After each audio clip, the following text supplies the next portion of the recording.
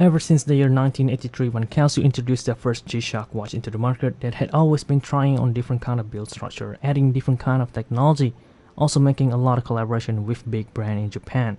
And today we're gonna have a look at a model that has all of those three boxes ticked together.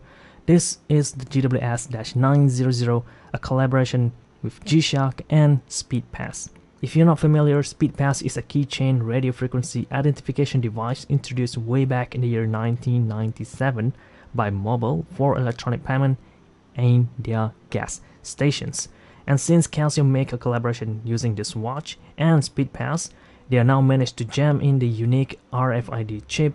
Instead of using a keychain, you could now use this watch to pay for things. There's a laser etched serial number at the back to identify the RFID chip built in this model. Each model is different and you're gonna need to use this number to fill in the application form from the box as well and apply for a new credit card. And then you gotta keep the card and you could use this watch as it is and pay for stuff, gas, convenience store, or commuting on public transport. Way back in the year 2004 in which this model was introduced. Keep in mind, we are looking at a 15 years old G-Shock watch, and it has a technology that is way ahead of its time, and that really makes me proud to be an owner of this watch. This is one of a kind. If you own other models, it might look like this, called the GW-900 or a GS-900. Those two are solar wave scepter, whereas this one is solar RFID instead. So that's different. Aside from the built-in RFID chip, this watch also known as a shellback models because it literally has a shell on its back. You'll notice that it looks very much similar like most G-Shock watch, locked with 4 screws, metal cover, and that's pretty much it. But if you look at it on the sides, you'll see that the back cover actually extends even further to the front.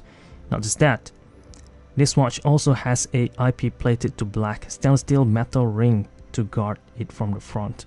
Not just to protect the break glass, but also to protect the side as well. So overall, this watch is fully covered with metal with a resin bezel on the exterior to add more texture, color, and more shapes to the watch.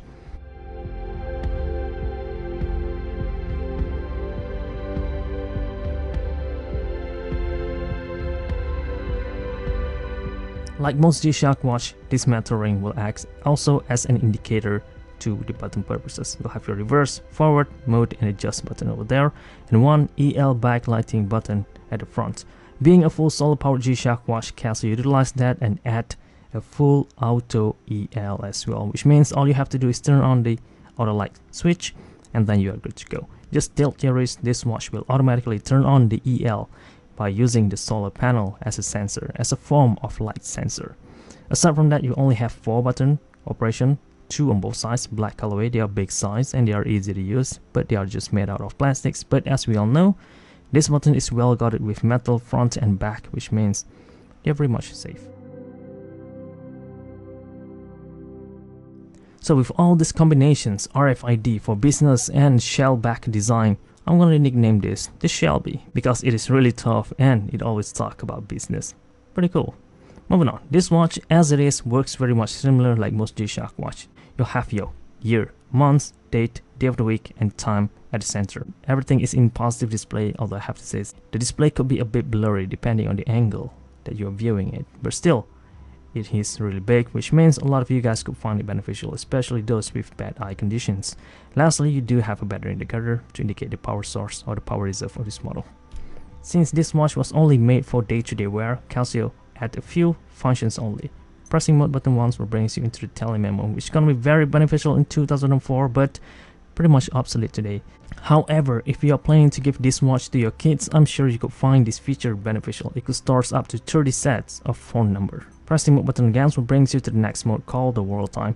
I'll add a chart over here so I can see all the registered city in the watch. Basically, you only have 29 time zones pre-registered in. World time will be the one at the center, your local time will be displayed at the bottom, which means you do have dual time.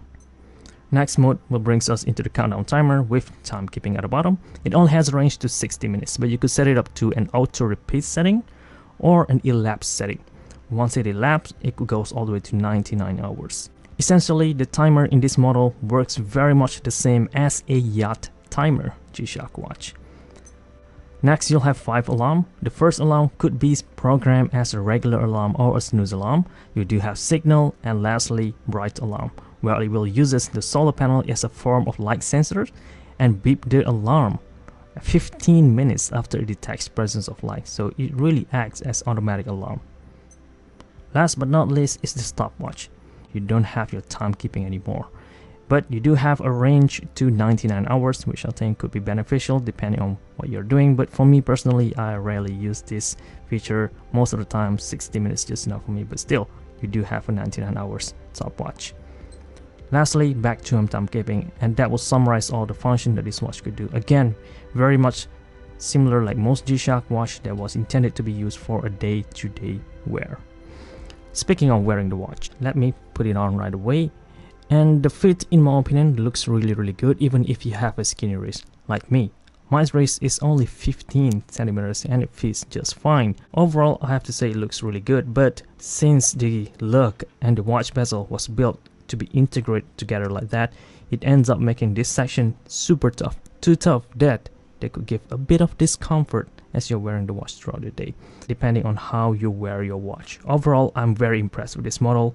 And considering the cost of this thing only gonna be around $100 due to its unpopularity, I'm sure you could find this watch beneficial, especially that RFID feature. I'm not entirely sure if my local credit card provider will allow me to pair this watch to my credit card, but if your country allows that, you will find this watch super convenient.